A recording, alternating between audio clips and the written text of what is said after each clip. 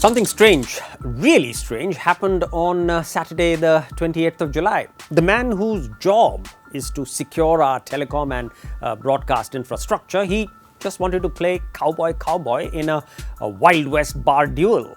He unsheathed his Twitter handle. Now that's the 21st century equivalent of the hip-strapped leather holster. And he just let fly.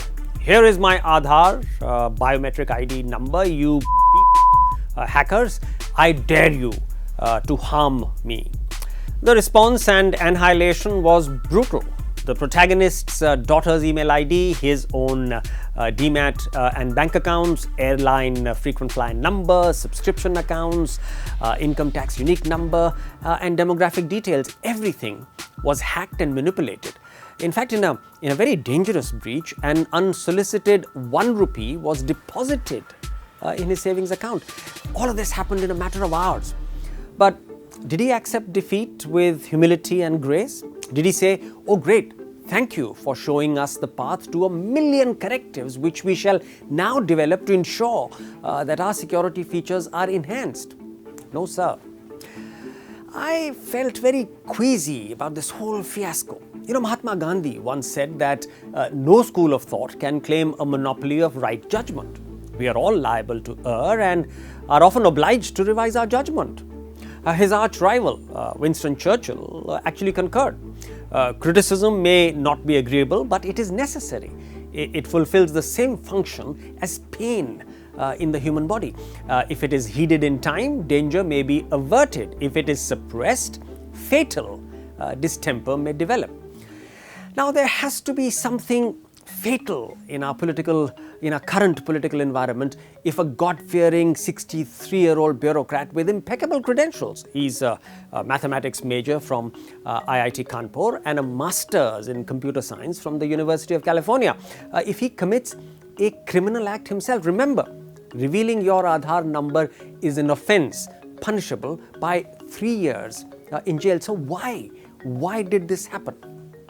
And then, while I was searching for this answer, a revelation struck me in a flash.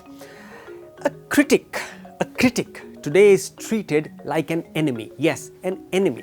He is an adversary who needs to be eliminated.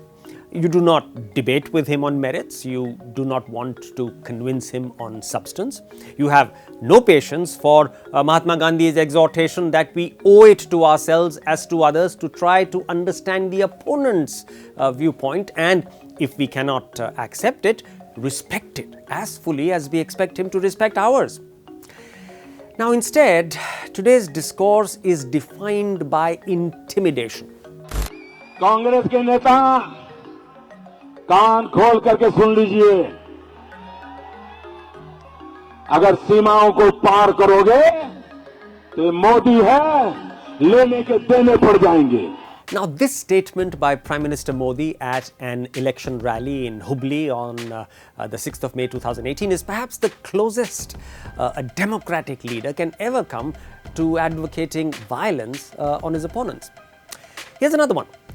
I want to tell Kashmiri youth that Azadi, that is independence, is not possible. But if you want to fight us, then we will fight you with all our force. Kashmiris have to understand that the security forces haven't been so brutal. Look at Syria and Pakistan. They use tanks and air power in similar situations. This chilling threat, which invoked images of mass genocide, was uttered by Indian Army Chief Bipin Rawat in an interview which took place just 4 days after the Prime Minister said what he said at Hubli. Even harmless popular fiction is not being spared. Fanne Khan, a simple film about a cab driver and his dreams, featured a song, Mere Achhe Din Kab Aayenge? When will my good days come? It was a sarcastic takeoff on Prime Minister Modi's 2014 electoral slogan of delivering Achhe Din, that's good days, for all Indians. Achhe Din, Achhe Din.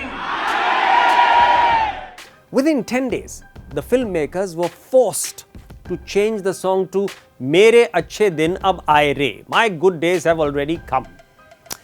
And look at it, 3 journalists of ABP News were forced to quit. Now, what was their folly? Criticism of government propaganda. Unfortunately, it's this culture of intimidation and enmity as against to accommodation and respect for a critic that also encourages a God-fearing, sober bureaucrat to dare and damn his critics instead of embracing and learning from them.